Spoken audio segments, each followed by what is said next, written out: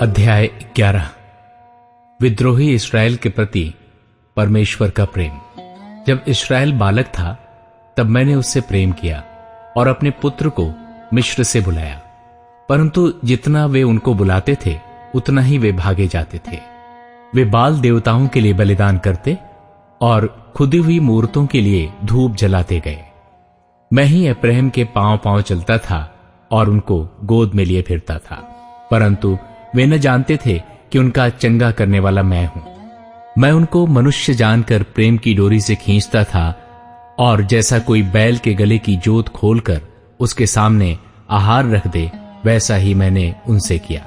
वो मिस्र देश में लौटने न पाएगा, अश्शूर ही उसका राजा होगा, क्योंकि उसने मेरी ओर फिरने से इनकार कर दिया है। तलवार उनके नगरों में चलेगी और उनके बेड़ों को पूरा नष्ट करेगी, और ये उनकी युक्तियों के कारण होगा। मेरी प्रजा मुझसे फिर जाने में लगी रहती है। यद्यपि वे उनको परम प्रधान की ओर बुलाते हैं, तो भी उनमें से कोई भी मेरी महिमा नहीं करता। हे एप्रैम, मैं तुझे कैसे छोड़ दूं? हे इस्राएल, मैं कैसे तुझे शत्रु के वश में कर दूं? मैं कैसे तुझे अदमा के समान छोड़ दूं और सबोयीम के समान कर दूं? मेरा हृदय तो उलट पुलट हो गया, मेरा मन स्नेह के मारे पिघल गया है। मैं अपने क्रोध को भड़कने न दूंगा, और न मैं फिर एप्रैम को नाश करूंगा, क्योंकि मैं मनुष्य नहीं परमेश्वर हूं। मैं तेरे बीच में रहने वाला पवित्र हूं, मैं क्रोध करके ना आऊंगा। वे यहोवा के पीछे पीछे चलेंगे, वो तो सिंह के समान गरजेगा, और तेरे लड़के पश्चिम दिशा से थरथराते हुए आएंगे।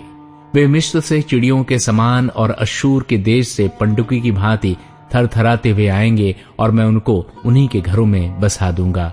यहोवा की यही वाणी है। इस्राएल और यहूदा की भर्त्सना। एप्रैम ने मिथ्या से और इस्राएल के घराने ने छल से मुझे घेर रखा है, और यहूदा अब तक पवित्र और विश्वास योग्य परमेश्वर की ओर चंचल बना रहता है। अध्याय 12। एप्रैम पानी पीटता और पुरवाई का पीछा करता रहता है। वो लगातार झूठ और उत्पात को बढ़ाता रहता है। वे अश्शूर के साथ वाचा बांधते और मिस्र में तेल भेजते हैं। यहूदा के साथ भी यहोवा का मुकदमा है, और वो याकूब को उसके चाल चलन के अनुसार दंड देगा। उसके कामों के अनुसार वो उसको बदला देगा। अपनी माता की कोख ही में उसने अपने भाई को अड़ंगा मारा, और बड़ा होकर वो परमेश्वर के साथ लड़ा। वो दूत से लड़ा और जीत भी गया। वो रोया और उससे गिड़गिड़ा कर विनती की। बेतेल में वो उसको मिला, और वहीं उसने हमसे बातें की।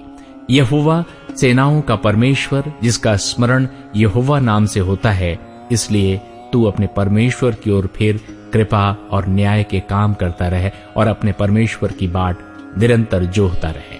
वो व्यापारी है और उसके हाथ में छल का तराजू है। अंधेर करना ही उसको भाता है। एप्रैम कहता है, मैं धनी हो गया, मैंने संपत्ति प्राप्त की है। मेरे किसी काम में ऐसा अधर्म नहीं पाया गया जिससे पाप लगे। मैं यहोवा मिस्र देश ही से तेरा परमेश्वर हूं। मैं फिर तुझे तंबुओं में ऐसा बसाऊंगा जैसा नियत पर्व के दिनों में हुआ करता है। मैंने भविष्यवक्ताओं के द्वारा बातें की और बार बार दर्शन देता रहा, और भविष्यवक्ताओं के द्वारा दुष्टांत कहता आया हूं। क्या गिलाद को कर्मी नहीं? वे पूरे छली हो गए हैं। गिलगाल में बैल बलि किए जाते हैं, वरन उनकी वेदियां उन ढेरों के समान है जो खेत की रेघारियों के पास हो। याकूब आराम के मैदान में भाग गया था। वहां इस्राएल ने एक पत्नी के लिए सेवा की, और पत्नी के लिए वह चरवाही करता था। एक भविष्यवक्ता के द्वारा यहोवा इस्राएल को मिस्र से निकाल ले आया, और भविष्यवक्ता ही के द्वारा उसकी रक्षा हुई। एप्रैम ने अत्यंत रिस दिलाई है, इसलिए उसका किया हुआ खून उसी के ऊपर बना रहेगा, और उसने अपने परमेश्वर के नाम में जो बट्टा लगाया है वो उसी को लौटाया जाएगा।